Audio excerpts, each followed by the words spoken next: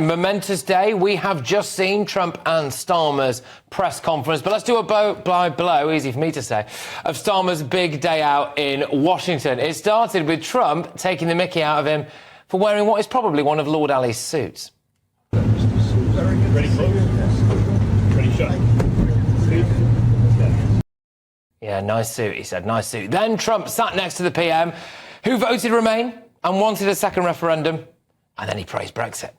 I thought, frankly, what they did was the right thing at the time, and I think that'll probably prove out over the centuries. You have a long time to go, but I think I predicted that was going to happen, and it did happen. In fact, the only reason we can have a big, beautiful trade deal that Trump was talking about at the end there is because of Brexit. So Keir Stramer reaping the rewards of 17.4 million people voting to leave the European Union. David Lammy was in the room, probably a little bit awkward, given Lammy has previously said stuff like this. A president who would line up with neo-Nazis and the Ku Klux Klan. What do you think about it? In the last couple of days, David Lammy has seen foreign aid slashed, something that he obviously has never wanted, in fact, quite the opposite, and he is now sitting alongside Trump in the Oval Office there, greeting him as a friend, and then he's going to be welcoming him to Britain on that state visit. It's almost like he doesn't have any principles at all, isn't it? But you could tell Keir Stramer was a little bit uncomfortable because he was sitting there like that. Who sits like that, really? Bit weird? No, him and Trudeau have something in common. But then things got better because Starmer presented Trump with an offer from King Charles. This is a letter from His Majesty the King. It's an invitation for a second state visit. This is really special. This has never happened before. This is unprecedented. And I think that just symbolises the strength of the relationship. Yes, there we go. I'll just say it again. They've changed their tune when it comes to Trump visiting Britain, haven't they? But it then appeared that Trump backs the Chagos deal. Now, I will say this. I think there's a lot more to this than meets the eye, but here it is. Well, we're going to have some discussions about that very soon, and I have a feeling it's going to work out very well. They're talking about a very long-term, powerful lease, a very strong lease, about 140 years, actually. That's a long time. And I think we'll be inclined to go along with your country. Yeah. Yes, what he went on to say was that he kind of really needs to see the details. So I would just say watch this space when it comes to the Chagos deal. There was a little bit of a humiliation for Starmer there as J.D. Vance confronted him to his face over free speech. Look, I said what I said, which is that we do have, of course, a special relationship with our friends in the UK and also with some of our European allies. But we also know that there have been infringements on free speech that actually affect not just the British. Of course, what the British do in their own country is up to them, but also affect American technology companies and, by extension, American citizens. So that is something that we'll talk about today at lunch. We've had free speech for a very, very long time in the United Kingdom, and it will last for a very, very long time. Yeah, OK, tell that to the people who are currently behind bars for Facebook posts, though, Prime Minister. And Trump probably came out with the line of the day, showing Starmer up a bit over defence and Russia. Would you take on Russia by yourselves? Well... No! Anyway, so there we go. All in all, I think it was a very good day for Keir Stramer. This could have been an absolute disaster. Let's be honest. This could have been a disaster from start to finish. And it really wasn't. And it culminated in Trump saying that he could get two deals. One for peace in Ukraine and one for a trade deal with us in Britain that might not require any tariffs, the kind of tariffs he's slapping around the rest of the world. So there we are. Using the internet without a VPN, a virtual private network, is a bit like taking to the road without car insurance. All it takes is one unlucky moment to cost you a lot of cash. This video's sponsor is Private Internet Access. They are the VPN to help keep you safe. Click the link in the description below to find out why over 30 million people have downloaded PIA to protect themselves online. A virtual private network is an app that hides your IP address and helps keep your data private. When you're browsing the internet at home, you give up a large amount of data to businesses, to shops, and indeed to social media giants too.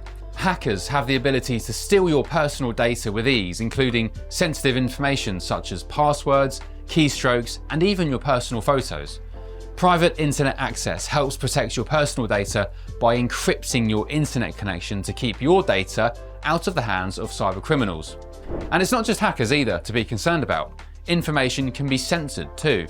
When Canada passed their C18 bill, social media giants decided to ban news content on their platforms. But PIA can protect your ability to consume the news and content you love. Private internet access is available for Windows users, Mac OS, Android, Linux, iOS, and you can use one PIA subscription to protect an unlimited amount of devices. And we've got a huge GB News discount for you too. Click the link in this video's description and you'll get a massive 83% off PIA. That's under £2 a month, the price of a coffee, and you'll get an extra 4 months completely free on top. Also, there's a 30-day money-back guarantee too. Visit piavpn.com/GB News to start protecting yourself digitally today. Let's whiz ourselves over to my wonderful panel. I've got former Conservative MP Anna Firth, I've got Tory peer Lord Bailey, and I've got ex-Labour Party advisor Matthew Larzer. Well, look, I'll tell you what, let's deal with this visit now. So he's laid it on thick. You know, the way to Trump's heart, as it would be to most people's hearts, is to say the King would like to see you. And that's fantastic. It's an unprecedented trip, and that's great. But you've got David Lammy sitting there, who's previously said that he'd take to the streets if Trump visited, who did take to the streets, and has said that he'd line up next to neo-Nazis and all of that stuff. Sadiq Khan hoisted a blimp with Trump as a baby over London last time. Keir Starmer said he wouldn't have him round for dinner. I mean, there it is. Look at all of that stuff. You know, Labour were full square. It's not orange enough. Were full square behind this kind of stuff the last time Trump was in office. So what is it? Is it realpolitik, or have they got no principles? Well, I think we now know the price of a state visit. It must be £18 billion. That must be somehow or another. Keir Starmer has persuaded Trump not to say anything about Chagos. You know, the obvious thing that we would have liked Trump to say to put an end to this ridiculous waste of money, and somehow or another, Keir Starmer's got in there with his letter from the King, and sucked up to Trump, and Trump has been absolutely charming. But I would much rather Trump would say what he thinks. We know he thinks that the Chagos deal is completely rubbish. He thinks it's a complete waste of money, and it is a waste of money, and we want to get rid of it. Well, what do you make of that then? Just dealing with the fact that the big kind of ace in the hole was right. You come and meet the King for the second time. You know, do you think they're a bit hypocritical in Labour? I mean, David Lammy especially sitting there with Trump. You know, has previously come out and said, you know, he loves foreign aid. That's gone. I mean, if that guy had any shame, wouldn't he resign? Look, what a lot of Labour politicians are going to have to learn is what you say in opposition doesn't stay in opposition, it comes with you. And that's their integrity is a question for them. I think what Trump's administration has shown today is that they are the grown-ups. In Europe, we regularly write about Trump as if he's some child, and he's done many things that you could probably point to. But today, where Keir Starmer's concerned, he has Keir Starmer on the back foot because of things that Keir Starmer's team have done in the past, including Mandelson as well. But look, there's bigger things afoot. People in politics say horrible things all the time. But when it comes down to it, David Lammy will do the right thing for the country, at least as he sees it. Yeah. And that's the point, isn't it? Well, let me put this to you, Matthew, that actually, you know, Trump there has been very welcoming. He's been really on top of it, very polite, very positive, very nice about Keir Starmer. In fact, I would say that President Trump has done Keir Starmer a few absolutely massive favours today. Do you think Labour look a bit silly for the hysterical way they've treated him for the last few years? Well, look, let's just deal with this, what people say in opposition about American presidents. I had the conversation the other day with the person who, I'm old enough to remember the 1992 American election when it was Bill Clinton against George Bush Sr., and when the Tories had just won the election here earlier in 92, and they sent out their whole attack team who came up with the Labour's double whammy on taxes, and they sent them out to help the Republicans, help George Bush Sr.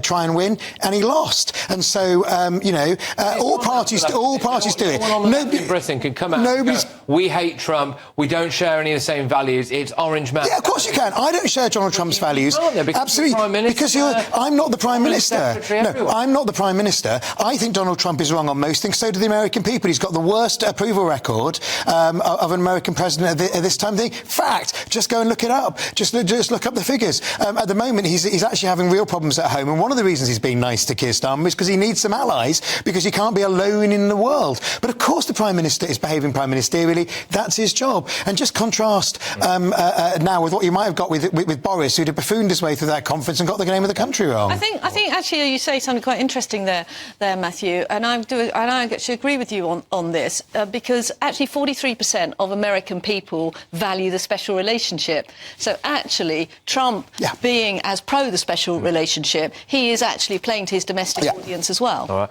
I'm just so later on in the show, I should probably tell you, we have a body language expert on, and I always love these segments because there's so many little clips that we can take. There is one that I thought you were going to do our body language for a minute. You said like Starmer. Anyway, there we go. So there's but I just wanted we taught this in the Labour School. To introduce a clip now that I've only just become aware of, I'm seeing this for the first time, of maybe this articulates the power dynamic between Trump and Starmer. Let's play it.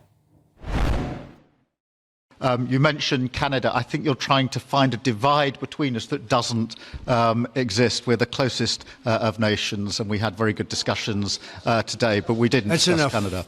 Thank you. What do you think of that? What do you think of that? Look, at the end of the day,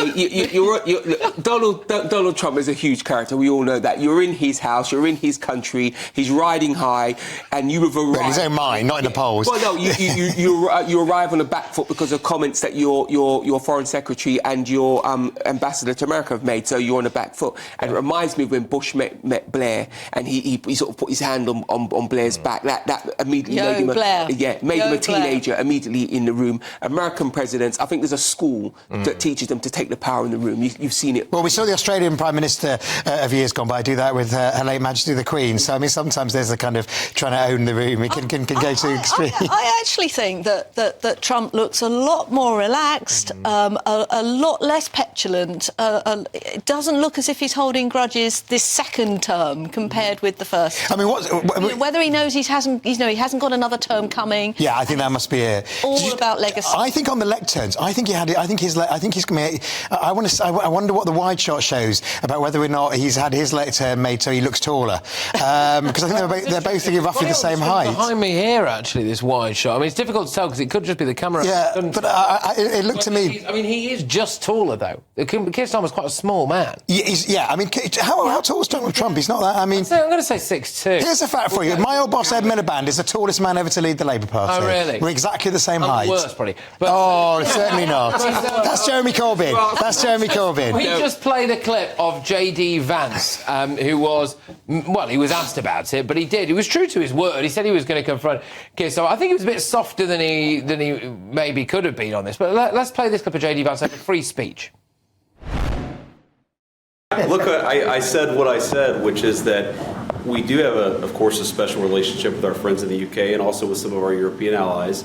But we also know that there have been infringements on free speech that actually affect not just the British. Of course, what the British do in their own country is up to them, but also affect American technology companies and, by extension, American citizens. So that is something that we'll talk about today at lunch.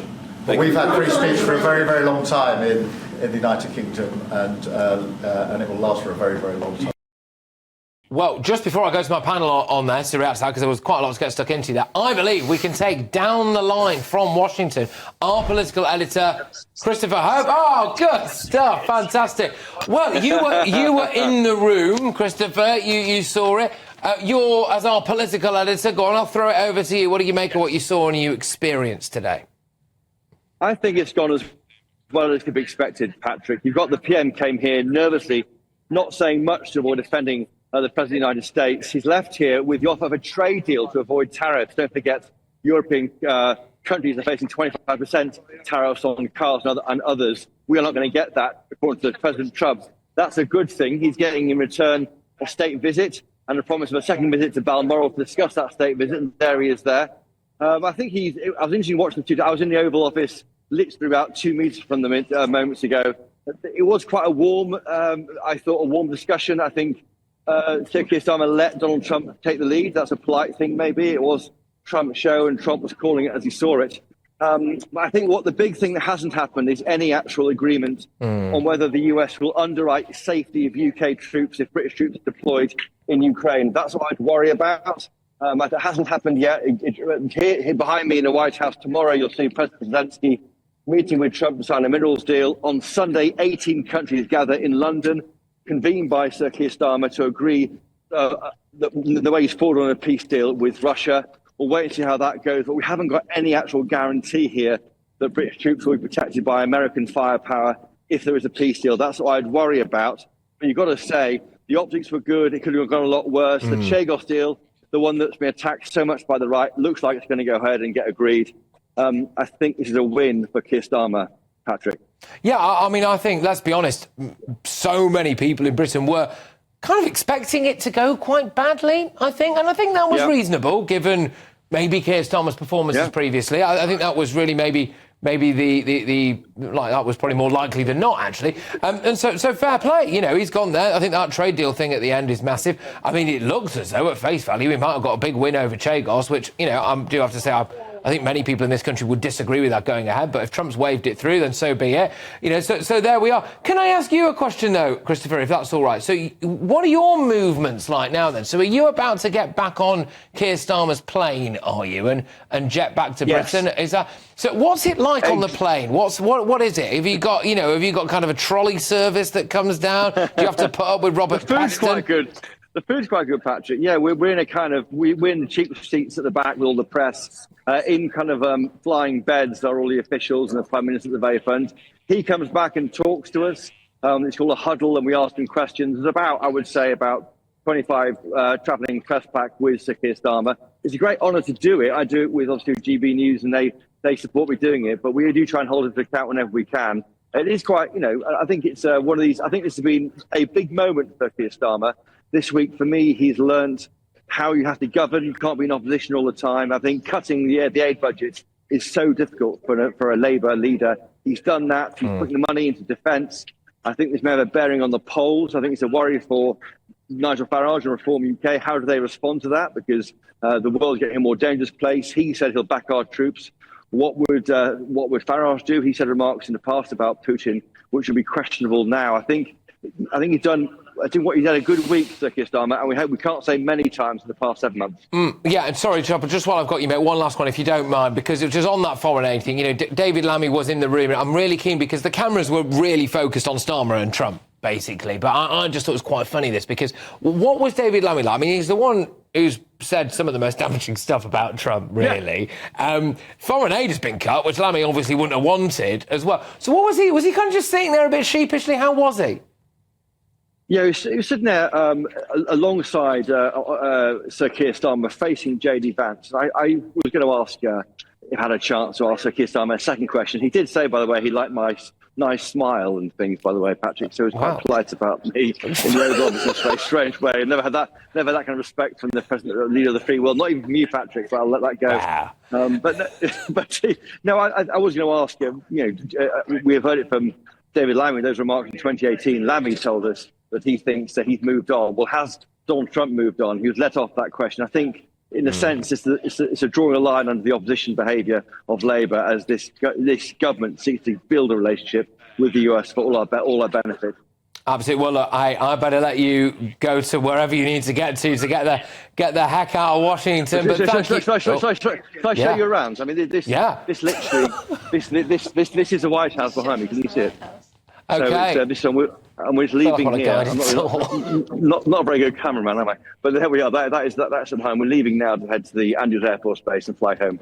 Well, a job well done, Christopher. Thank you very much, as always. Well done. Look forward to seeing you back in the office ASAP. Christopher Hope there, our political editor.